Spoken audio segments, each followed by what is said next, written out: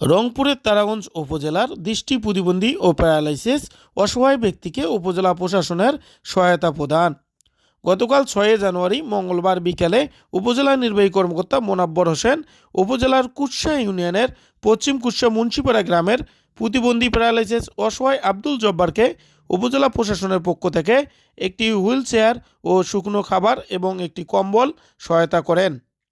এ সময় স্থানীয় ইউপি সদস্য আবুল কালাম, তুহিন ইসলাম ও প্রিন্ট ও ইলেকট্রনিক্স মিডিয়ার সাংবাদিকবৃন্দ উপস্থিত ছিলেন।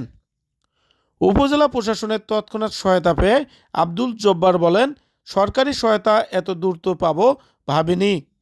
এ সময় মোনাব্বর হোসেন বলেন, উপজেলার প্রান্তিক পর্যায়ের অসহায় হতদরিদ্র মানুষদের তথ্য আমাদের নজরে আসলে তৎক্ষণাৎ সহায়তার হাত বাড়িয়ে দিতে আমরা প্রস্তুত।